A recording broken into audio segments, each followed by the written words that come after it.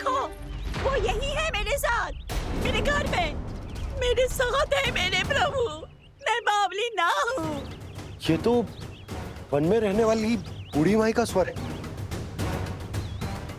कहीं कान्हा उन्हीं के साथ तो ना है? बूढ़ी मैया, चने तो समाप्त हो गए।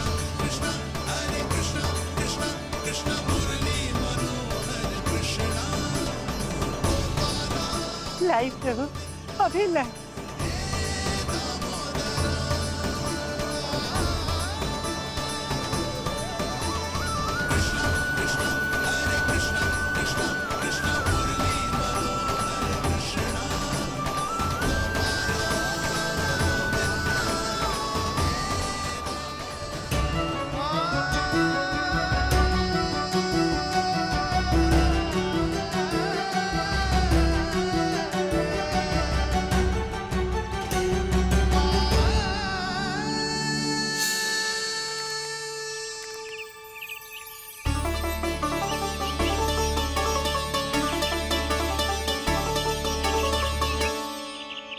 चलो उड़ो उड़ो, हटो हटो, मेरे प्रभु का है। रुकिए, और वो चिड़िया मेरी है और मैं सबका हूँ। जो भी इन पंछियों को, भटकते पशुओं को, बालकों को, निर्धनों को दिया जाता है, वो मुझे ही तो मिलता है मैया, क्योंकि मैं सब में हूँ और सब मुझ में। क्षमा करना प्रभु, स्वार्थी हो गई थी मैं। सचमुच आपकी भक्ति अनोखी है। आपने स्वार्थ भी दिखायो तो अपने लिए ना, मेरे लिए। पर बूढ़ी मैया, दूसरे के साथ बांटने में ही तो सच्ची में तो प्रसन्न होता हूँ मैं। समझ गई प्रभु, मैं समझ गई।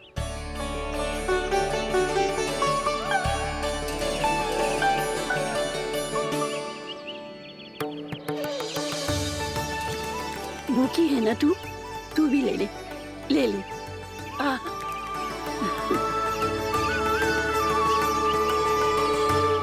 आओ मैया, यहाँ बैठो।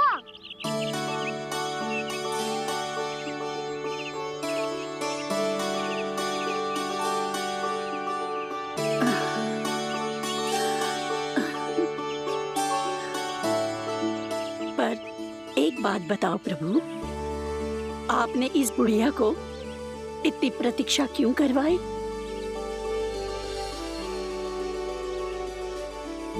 मैंने प्रतीक्षा ना करवाई।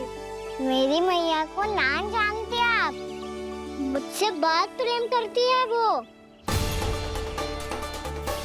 मेरी सुरक्षा के चिंता के कारण कहीं आने जाने नहीं देती है मुझे। आज भी बिना बताए आयो है जी यहाँ, मेरे मना करने के बाद भी। मैया का स्वर, ये क्या सुनाई दे रहा है मुझे?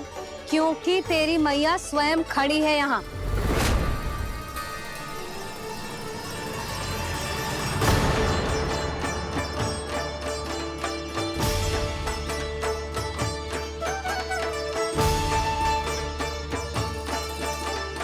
देखो बूढ़ी मैया, मेरे बाबा और मैया लेने आए हैं मुझे। तुझे कितना भी समझा लो, कितना भी भयभीत कर लो, तो सुनने वालों ना है, हैं? मेरे प्रभु के साथ ऐसा व्यवहार जो अनुचित है लल्ला, ऐसे बिना बताए तुझे ना आना चाहिए था। तुम सब ऐसे डांट क्यों रहे हो इन्हें? मैंने बुलाया था इन्हें। देखो मैया बाबा, इन्होंने ही बुलाया था मुझे। अब आप ही बताओ, यदि मैं यहाँ ना आतो तो इनका मन कितना दुखी हो जाता। बहाने मती बना कान्हा, आज के पहले तू इन बूढ़ी माई को जानता भी ना था। अरे लाली, मैं तो इन्हें 40-50 वर्षों से बुला रही हूँ, पर आज आए हैं ये। 40-50 वर्ष? माई, मेरा लल्ला केवल 4 वर्ष का है।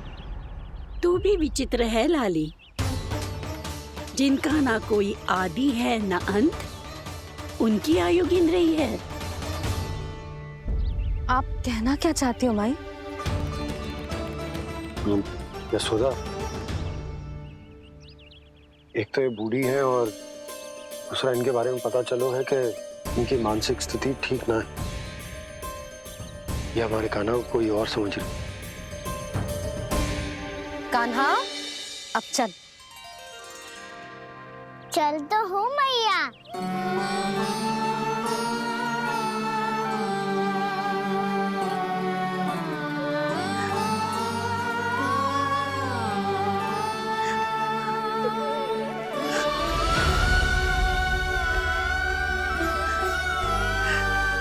प्रभु, अभी अभी तो आए थे, इतने शीघ्र छोड़ के जा रहे हो।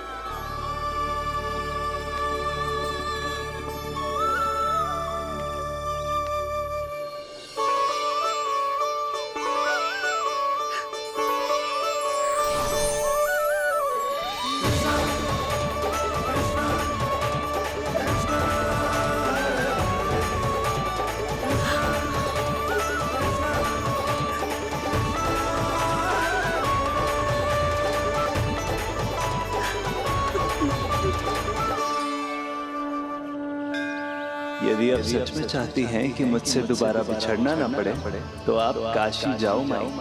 वहां मणिकर्णिका घाट पर अपनी तपस्या पूर्ण करो। जब उचित समय आएगा तो मैं स्वयं आपको अपने आप में लीन कर लूंगा। और हाँ, आपके यहाँ जाने के बाद भी आपके खेत की देखभाल होती रहेगी। इसे गहवर वन के नाम से जाना जाएगा। अब चल भी कान्हा, चल।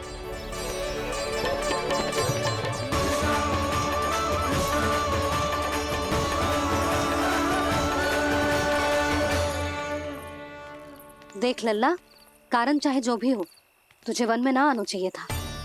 कार्य तो तूने अनुचित करो है कान्हा, परंतु तेरे आने से बूढ़ी माई प्रसन्न हुई, उन्हें आनंद मिलो, इसीलिए तुझे ना डांट रहा हूं मैं।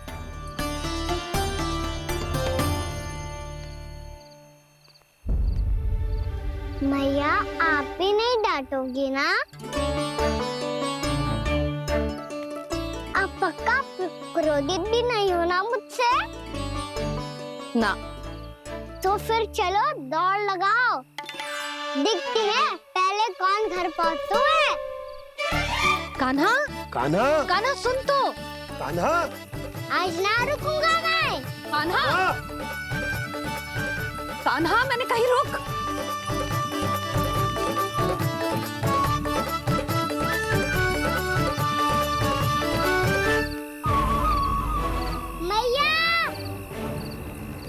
क्या होगा? हाउ?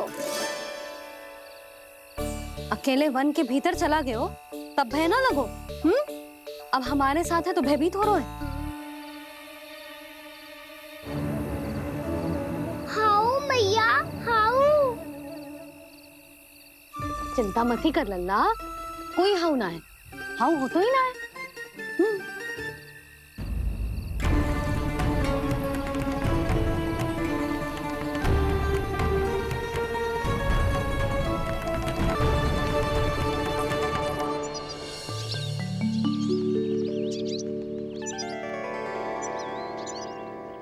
अब तो तू घर आ गया है ना लल्ला, अब भयभीत होने की कोई आवश्यकता ना है। तू बैठ, मैं जल लेके आती हूँ।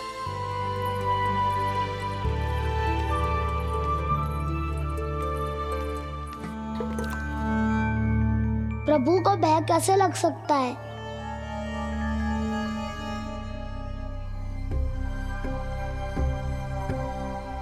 हाउ? तुमने कान्हा को वन में जाने से रोकने के लिए ये उपाय निकाला?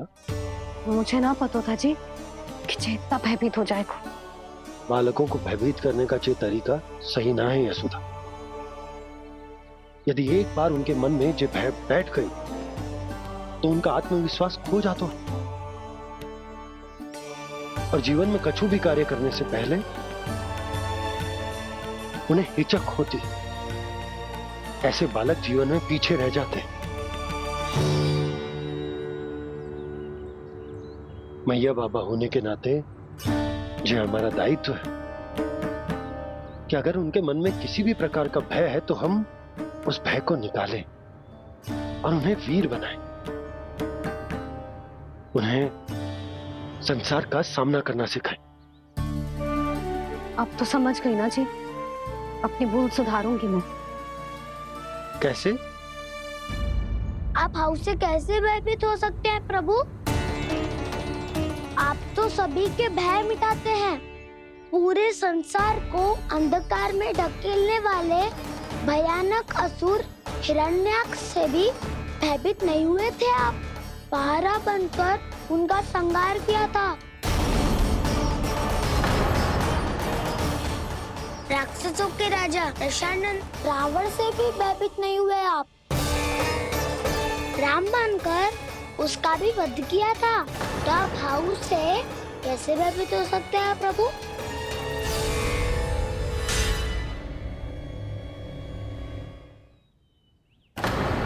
मुझे बचाने का स्थान पर फिर से फंसा दिया दाऊ। बलराम ने तो प्रभु का पूरा रहस्य उजागर कर दी।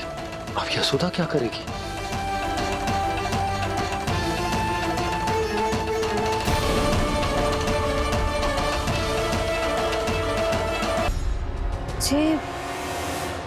जे इसने भगवान जी खेल के सीखो है, या जे सब आपने सिखाए हुए हैं? कोई भी कार्य करते समय या इसे सुलाते समय जब ये हट करने लगता है ना, तो मैं उसे पुराणों और उपनिषदों की कहानियां सुनाती हूँ। इसने उन सारी कथाओं को स्मरण रखा है और आज अपने छोटे भाई का मनोबल बढ़ाने के लिए उनका प्रयोग कर रहा है। ये सब देखकर तो मैं भी आश्चर्यचकित हूँ यशोदा। बाल बाल बज गए दाऊ।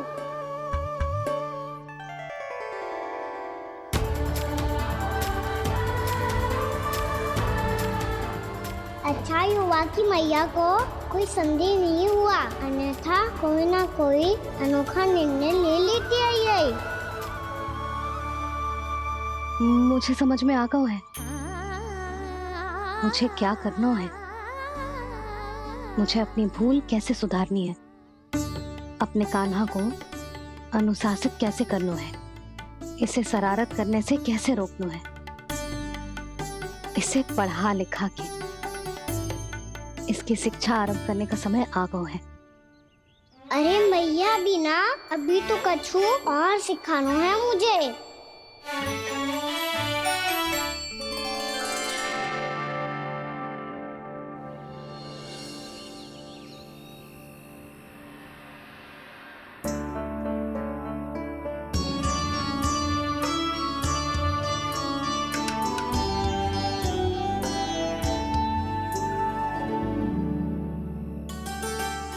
मैं कान्हा की शिक्षा कल किससे आरंभ करूं?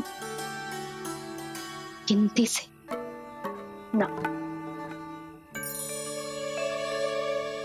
वर्णमाला से।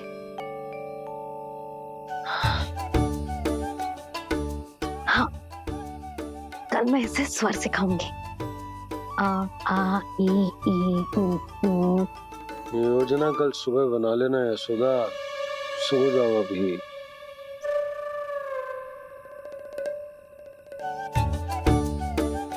तभी ना समझते जी, योजना तो अभी से बनानी पड़ेगी ना। सुबह तो पढ़ाई आरंभ होगी कान्हा की।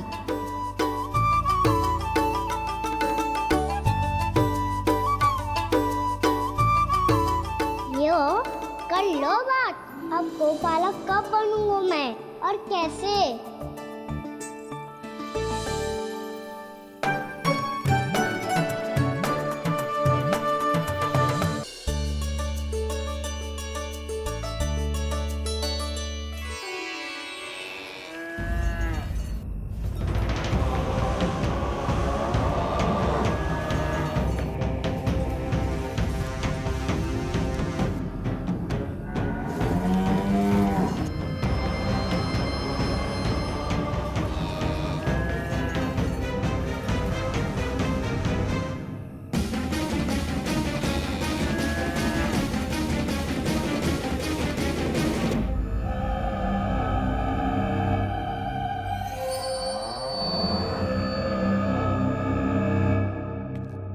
विलंब के लिए क्षमा कीजिएगा महाराज, स्वास्थ्य थोड़ा ठीक नहीं था, इसलिए कुछ अवश्य ही भोजन के कारण कुछ। ऐसा क्या खा लिया दुर्जन जो पचा नहीं पा रहे? मेरी दुर्बलता तो एक ही है महाराज, मिठाइयाँ। जब वो मेरे समक्ष होती है तो रहा नहीं जाता। जो सबसे अधिक प्रिय हो, यदि वही विष बन जाए तो खुद की रक्षा करना कठिन हो जाता है दुर्जन। सही कहा महाराज, आगे से स्मरण।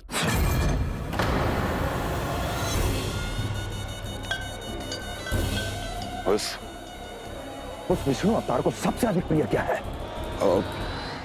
पता नहीं महाराज। पता करो।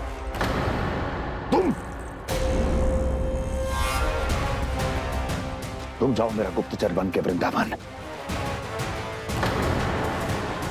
और पता करो ये उस विष्णु अवतार को सबसे अधिक प्रिय क्या है।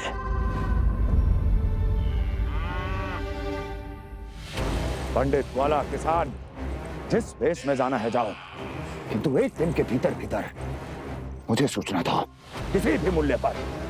जाओ।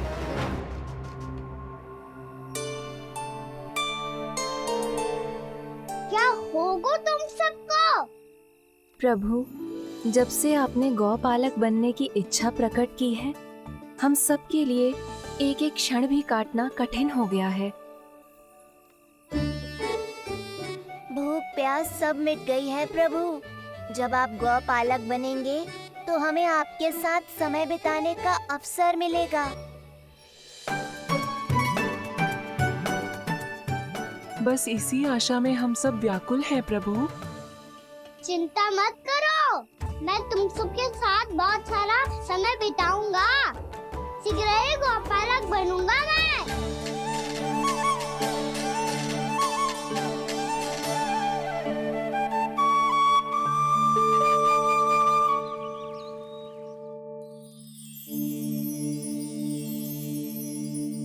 आ आ ई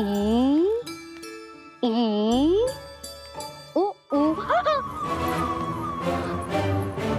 क्या हो गया यशोदा? ना वो तो मैं बस। और एक बात बताओ, तुम वर्णमाला का अभ्यास कर रही हो, वो भी इतनी सुबह सुबह, और ये क्या बना रही हो? कछुआ है। अरे दिखाओ ना। नंदराज, वो गौशाला में आपकी आवश्यकता है। आ तो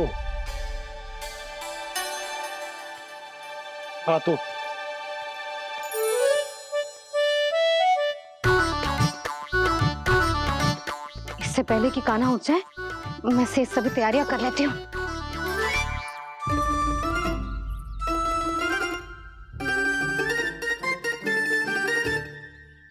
पहले तो सब चारा समाप्त कर दिया था, अब कछू ना खा रही है। लगता है बन की घास का स्वाद भूल लग गए इन्हें। तब तो हमें गौचारण आरंभ करना पड़ेगा। पर वो भी इतना सरल ना है नंदराज। गौपालक कम है और गैयाएं अधिक है। अभी कली वन में 2 गैयाएं भटक गई थी, बड़ी कठिनाई से मिली हैं। तब तो हमें गौचारण के लिए नए बालकों को प्रशिक्षण देना हो। मैं हूँ ना बाबा, और मैं भी तो हूँ छोटे बाबा। अपने डंडे के साथ तैयार हूँ गौपालक बनने के लिए।